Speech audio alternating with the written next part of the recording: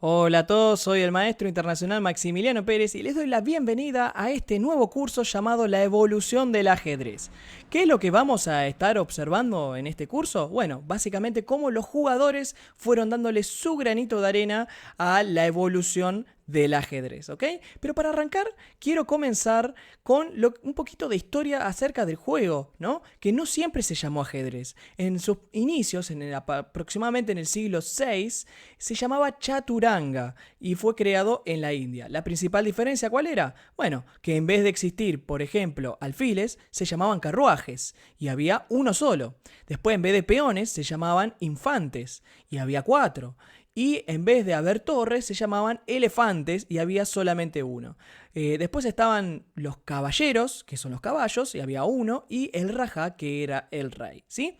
Después el juego se fue transformando para transformarse al Shatrang, el cual se jugaba mucho más en Persia, y después a lo que sería su fase casi final, que es el Shatrang, que es el juego árabe, el cual la principal diferencia era que ya estaba el alfil, ya estaba la torre, ya estaban los caballos, pero en este caso el alfil saltaba piezas y la dama se llamaba alferza, ¿sí?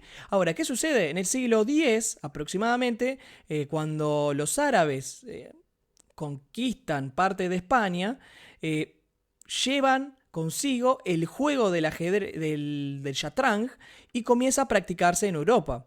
Ahora, ¿qué sucede? Bueno, básicamente en el siglo XV es cuando se generan se transforman las reglas para convertirse en las cuales conocemos hoy en día, ¿sí? Es precisamente en el año 1495, ¿sí? Bueno, ahora, ¿qué le quiero mostrar en este video? Básicamente quiero contarles acerca de un poco lo que pasaba en esa época. Hay grandes jugadores, por ejemplo está Lucena, que fue el que escribió el primer libro en el año 1512. Tenemos Damiano. Son grandes jugadores que la verdad son súper interesantes, pero quiero comenzar con otro, el cual realmente me parece muy importante pensando en la historia del ajedrez. Por supuesto, existe otro que se llama Ruy López, lo conocemos probablemente por la apertura Ruy López o apertura española, ¿sí? Que fue el primer campeón del mundo oficioso. Lo que pasa es que es medio complicado encontrar partidas al respecto, ¿no? Por eso quiero charlar al respecto de lo que fue la escuela italiana de ajedrez. ¿Cómo vamos a dividir esto? Bueno, básicamente existe la escuela italiana de ajedrez y existía la escuela francesa. En este caso, la italiana estaba liderada por Gioacchino Greco, que va a ser el jugador que vamos a analizar hoy, ¿sí? Y el próximo video vamos a analizar sobre Philidor, que ese probablemente les suene un poquito más, pero que también contribuyó bastante con respecto a sus teorías sobre los peones. Ahora, vamos a charlar un poco sobre Greco. En este caso, Gioacchino Greco nació en el año 1600 en Calabria, ¿no? Por eso el calabrés se le decía. Y la vida de él realmente fue bastante interesante porque el tipo no tuvo, digamos, no tuvo casi educación. Sin embargo, tenía un talento fantástico para jugar al ajedrez. Y eso fue lo que le salvó básicamente la vida. Porque, ¿qué pasó? Él, en principio, empezó a jugar al ajedrez, a ganar, a ganar, a ganar, a ganar, a ganar. Entonces se ganó el favor de los nobles de la época, como por ejemplo del cardenal Sebeli, el cual, digamos, lo hacía jugar, ¿no? Y lo mantenía bajo digamos, su defensa, ¿no? Bajo su dominio, ¿no? Entonces, ¿qué sucedió? Bueno, Greco, increíblemente con el ajedrez hoy en día es medio complicado pensarlo, pero se volvió rico, porque empezó a ganar mucho dinero, mucho dinero, mucho dinero. Por ejemplo, viajó a Francia, ¿sí? Viajó a Francia donde, por ejemplo, tradujo su libro, ¿sí? Tradujo su libro y donde, por ejemplo, le ganó a todos los jugadores franceses de la época. Entonces, claro, él empezó a ganar fortuna con esto, ¿no? Porque tenía el favor de los nobles, en este caso, ganaba mucho dinero jugando al ajedrez, pero sucedió una cosa bastante curiosa. Cuando hizo un viaje de Francia, en este caso de París, hacia otra zona de Francia, fue asaltado y perdió absolutamente todo. Sin embargo, Greco se las ingenió para seguir jugando ajedrez, seguir ganando dinero y recuperar absolutamente todo. O sea, es increíble porque el tipo se hizo rico, lo perdió y se hizo rico de vuelta. Entonces, tenía una habilidad impresionante, le ganó a todos los jugadores franceses de la época, le ganó absolutamente a todos. Y un dato muy curioso es que luego de, bueno, haber escrito un par de libros, de haber jugado muchísimo a través de, digamos, de Francia más que todo, de Italia, decidió viajar a América, donde falleció en el año 1634, ¿sí? Bueno, vamos a dejarnos un poco de cháchara, de todo esto, de la historia, etcétera, y vamos a lo importante, que es el ajedrez, ¿sí? Entonces, quiero mostrarles un poco acerca de lo que es, bueno, un poco el estilo de Greco, ¿no? Que en cierta manera es muy interesante y muy punzante, porque claro, ¿en qué se basaba la escuela italiana? La escuela italiana se basaba, perdón, en el desarrollo rápido de piezas y en atacar lo máximo posible. O sea que acá el tema de defenderse, como verán en esta partida, no estaba tan desarrollado, ¿sí? Entonces, vamos a ver una partida que, por supuesto, bueno, Greco juega contra NN, no sabemos básicamente quién es, pero que es súper interesante porque comienza con E4, E5, F4. Fíjense, esto nos da un poco la pauta de lo que eran las partidas en esta época, ¿no? F4, gambito del rey, quiere un sacrificio. Bueno, tengamos en cuenta también que esta partida es del año 1620, ¿sí? O sea, hace muchísimo tiempo.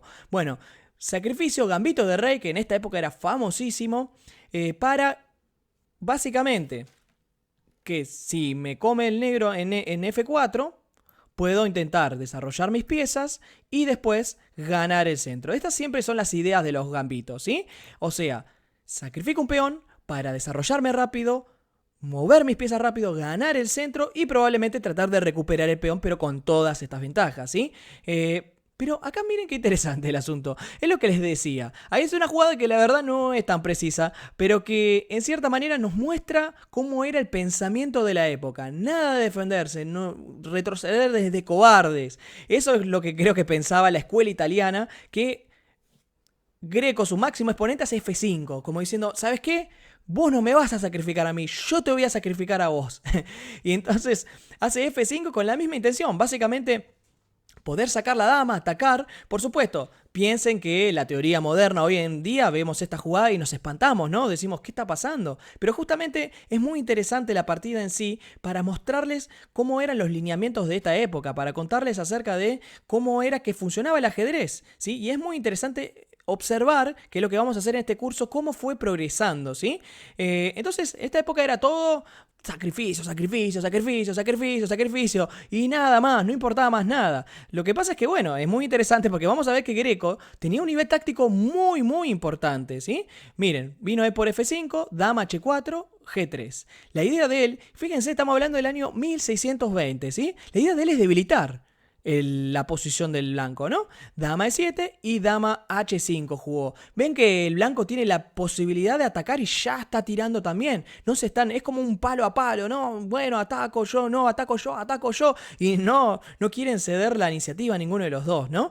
Pero en este caso, por supuesto, hoy en día sabemos que tal vez F por E5 es un poco más interesante, ¿no? Dama por, alfil E2, me defiendo y que esto básicamente no es tan bueno porque me está dando desarrollo. Sacar la dama en la fase temprana del juego realmente no es una gran recomendación, ¿no? Entonces, en roque corto, caballo C6, por ejemplo, el blanco podría jugar D4, D5 y ya con mucho desarrollo de ventaja tiene una posición casi ganadora. Por ejemplo, después de dama D7 tenemos la fantástica combinación torre por F6, G por F6 y alfil H5, con lo cual la partida está ganada.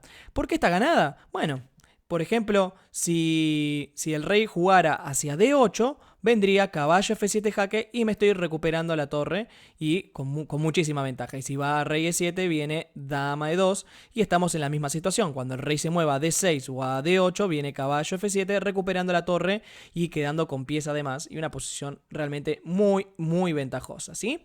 Entonces, Bueno, la verdad es que como les contaba, objetivamente el sacrificio no es para nada bueno, pero nos muestra un poco acerca de cómo era la lógica de la escuela italiana en esa época, ¿sí? Y eso creo que está buenísimo para empezar a aprender de cómo es bueno, que comenzó este juego, ¿sí? Y la verdad es que también está bastante bueno para que entendamos un poco acerca de cómo es que también se va desarrollando un jugador, porque uno cuando aprende la historia del ajedrez, también aprende cómo es el desarrollo del juego y de los jugadores. ¿Sí? Entonces, este es digamos, el desarrollo que uno debe tener cuando, por ejemplo, arranca a jugar al ajedrez. Por ejemplo, táctica, táctica, táctica, táctica. ¿Sí? Necesita mucha táctica, ¿ok? Entonces, vino dama h5 y Greco se corre con rey d8, amenazando ahora descubierto por f4 jaque, ¿no?